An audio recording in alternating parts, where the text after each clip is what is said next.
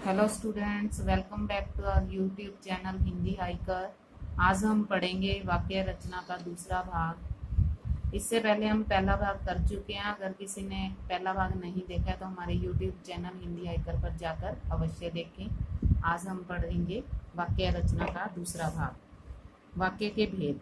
वाक्य के तीन भेद होते हैं: सरल वाक्य, संयुक्त वाक्य, मिश्रित वाक्य। संयुक्त वाक्य दूसरा भेद आज हम पढ़ेंगे। संयुक्त वाक्य जहाँ दो या दो से अधिक उपवाक्य किसी समुच्चय बोधक योजक अव्यय शब्द से जुड़े होते हैं वे संयुक्त वाक्य कहलाते हैं। उपवाक्य से अभिप्राय स्वतंत्र वाक्य। समुच्चय बोधक वो अव्यय शब्द जो दो शब्दों, दो पदों या दो वाक्यों को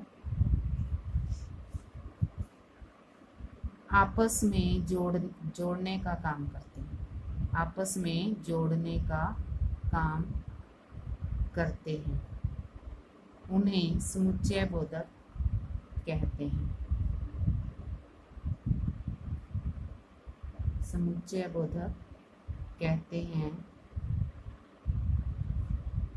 अब हमारी परिभाषा के अनुसार दो या दो से अधिक उपवाक्य किसी समुच्चय बोधक अव्यय शब्द से जुड़े होते हैं वे संयुक्त वाक्य कहलाते हैं। जैसे रात हुई और तारे निकले। अब यहाँ दो वाक्य हैं, रात हुई, तारे निकले। दोनों स्वतंत्र हैं। स्वतंत्र से अभिप्राय दोनों अपनी बात पूरी कर रहे हैं। रात हुई, बात समझ आ रही है। तारे निकले, बात कंप्लीट है। और समुच्चय बोधक शब्द क्या है? और, जिसके द्वारा इनको जोड़ दिया गया। ये हमारा संयुक्त वाक्य। जैसे वह सोया रहा इसलिए गाड़ी न पकड़ सका। वह सोया रहा स्वतंत्र उपवाक्य। गाड़ी न पकड़ सका स्वतंत्र उपवाक्य। इसीलिए यहाँ हमारा क्या है? समुच्चय बोधक शब्द।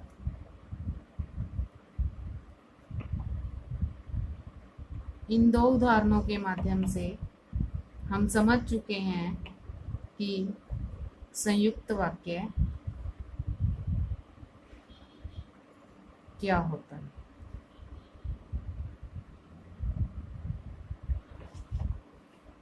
अब बात आती है कि समुच्चय बोधक शब्द कौन कौन से होते हैं। समुच्चय बोधक शब्द और, तथा, एवं, इसलिए, अतः, किंतु, परंतु, नहीं तो, अन्यथा, या, वरना आदि। जिस वाक्य में ये शब्द आते हैं वो संयुक्त वाक्य कहलाता है। और संयुक्त वाक्य के कुछ और उदाहरण हम करने जा रहे हैं। जैसे बरसात हुई और हम भागने लगे। अब और शब्द जो है वो समुच्चय बोधक है, जिसके द्वारा ये दोनों वाक्य जोड़ दिए गए हैं। बरसात हुई, हम भागने लगे, दोनों वाक्य समुच्चयबोधक और द्वारा जोड़ दिए गए। जैसे उसने समझाया था परंतु मैं समझ न सका। यहाँ दोनों स्वतंत्र वाक्य मैं समझ न सका, उसने समझाया था, परंतु समुच्चयबोधक शब्द द्वारा जोड़े गए।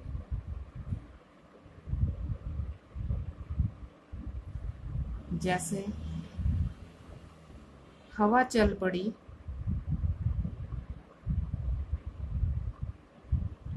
वरना जीना कठिन हो जाता। अब यहाँ समुच्चयबोधक शब्द है वरना, जो इन दोनों वाक्यों को जोड़ने का काम कर रहा।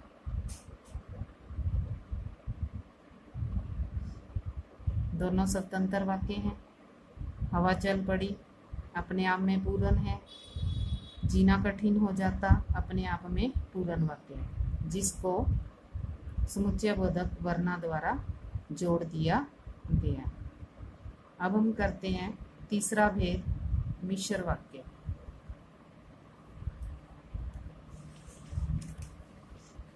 जिन वाक्यों की रचना एक से अधिक उपवाक्यों से हुई हो, एक से अधिक उपवाक्यों से हुई हो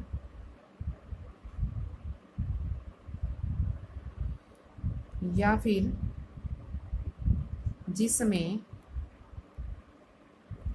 एक वाक्य प्रधान और दूसरा वाक्य आश्रित हो। आश्रित हो से अभिप्राय कि एक वाक्य दूसरे वाक्य पर निर्भर करता हो, उसे मिश्र वाक्य कहते हैं। जैसे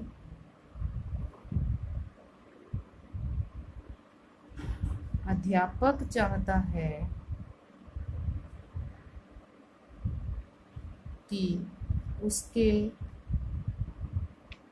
शिष्य अच्छे बने।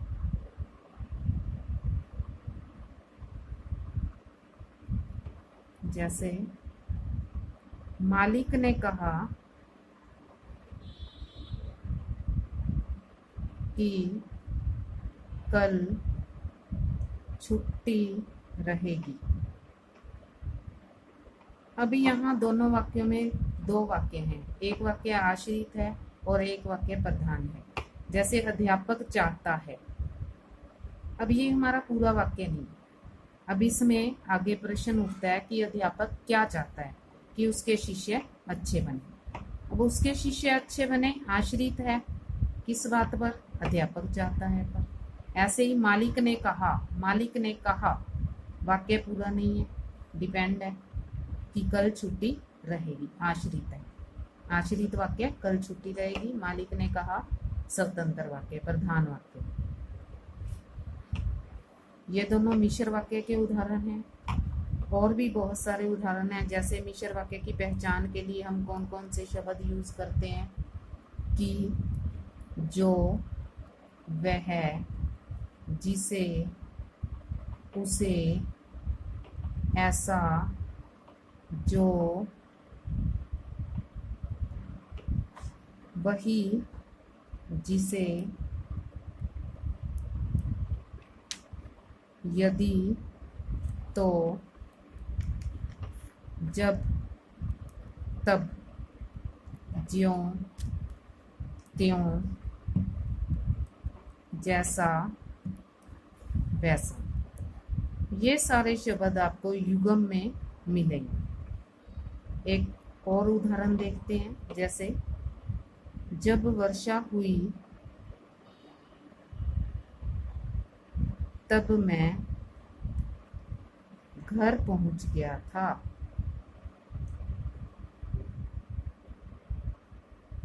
ये मिश्र वाक्य है। जब वर्षा हुई, यहाँ पर क्वेश्चन उठता है, जब वर्षा हुई क्या हुआ? तब मैं घर पहुंच गया। जब वर्षा हुई प्रधान उपवाक्य, मैं घर पहुंच गया आश्रित उपवाक्य। इस प्रकार से हम मिश्र वाक्य की पहचान कर सकते हैं। मिश्र वाक्य के आगे 3 और भेद बनते हैं, उपभेद। सबसे पहले हम समझेंगे प्रधान वाक्य क्या होता है। प्रधान वाक्य वह होता है जिसमें क्रिया मुख्य होती है, जिसकी क्रिया मुख्य होती है।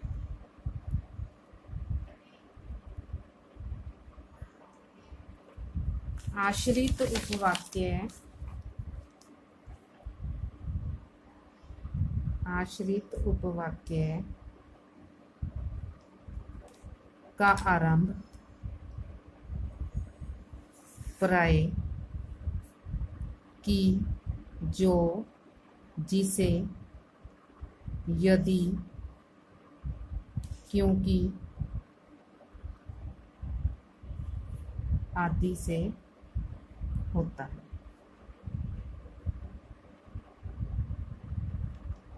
उपवाक्य के 3 भेद हैं। उपवाक्य के 3 भेद। संज्ञा उपवाक्य,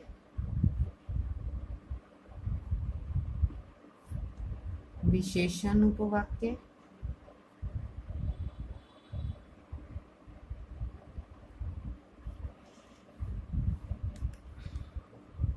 क्रिया विशेषण उपवाक्य।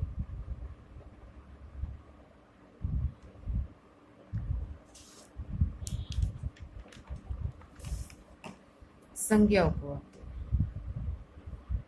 संज्ञा उपवाक्य की विशेष पहचान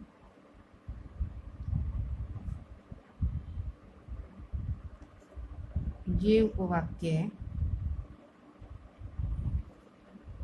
की से आरंभ होते हैं, की से आरंभ होते हैं। संज्ञा उपवाक्य किसे कहते हैं? जो उपवाक्य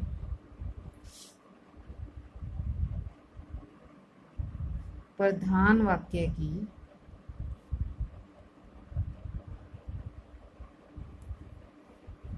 किसी संज्ञा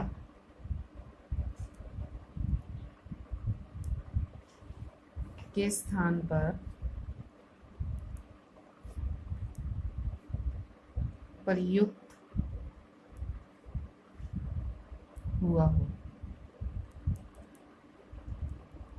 उसे संज्ञा उपवाक्य कहते हैं।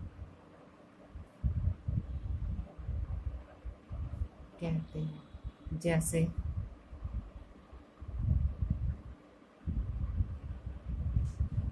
राम ने कहा कि हम लड़ाई नहीं चाहते। हम लड़ाई नहीं चाहते। यहाँ हम लड़ाई नहीं चाहते उपवाक्य राम ने कहा उपवाक्य के कर्म के रूप में प्रयोग। यह संज्ञा उपवाक्य है। जैसे एक और उदाहरण हम देखते हैं। मैंने देखा कि कुछ लोग मेरी तरफ बढ़े आ रहे हैं।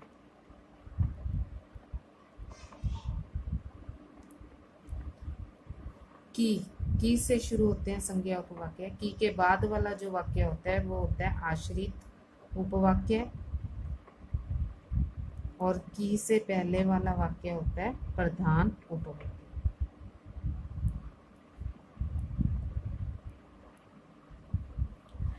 दूसरा भेद विशेषण उपवाक्य।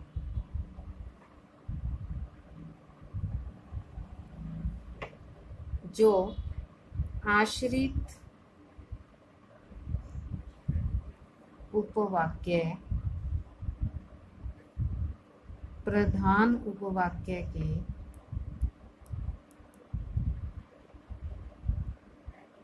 किसी संज्ञा या सर्वनाम की विशेषता बताता है।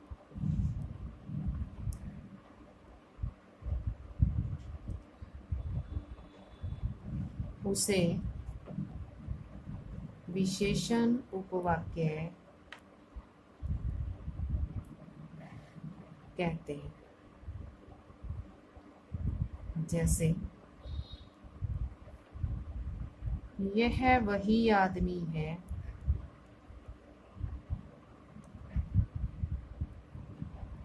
जिसने कल चोरी की थी।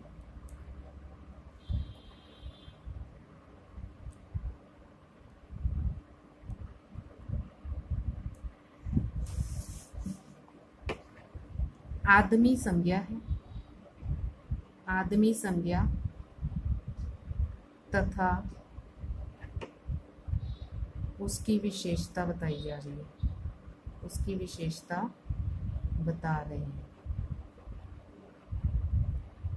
जिसने कल चोरी की थी आश्रित, विशेषता किसकी बता रहा है? प्रधान उपवाक्य, यह वही आदमी है। विशेषण की पहचान के लिए जो शब्द यूज होते हैं वो हैं विशेषण उपवाक्य का आरंभ, विशेषण उपवाक्य का आरंभ, सर्वनाम जो, जिसने, जिसे, जिससे, जिनको, जिनके लिए आदि से होता है।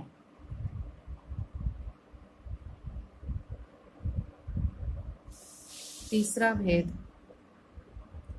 क्रिया विशेषण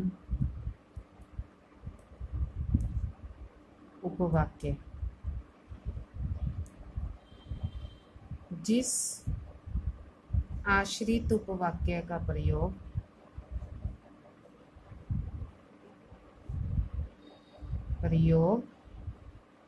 क्रिया विशेषण की भांति किया जाता है।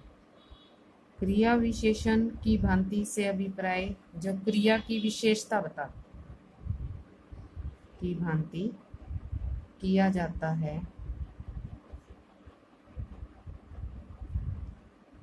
या फिर जो आश्रित उपवाक्य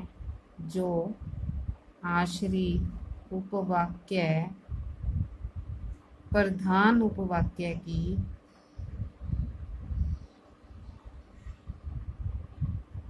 क्रिया की विशेषता बताता हूँ।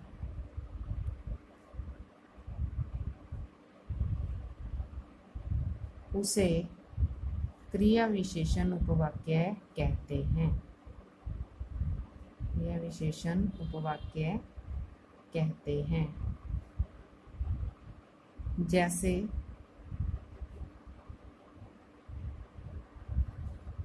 जब तुम स्टेशन पहुंचे,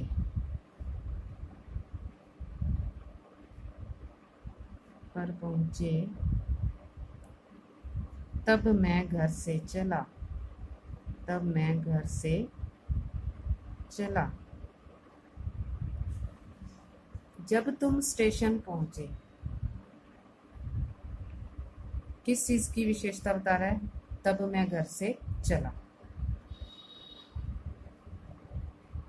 तब मैं घर से चला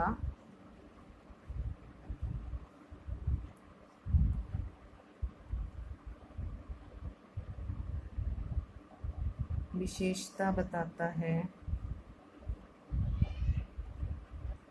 जब तुम स्टेशन पहुंचे।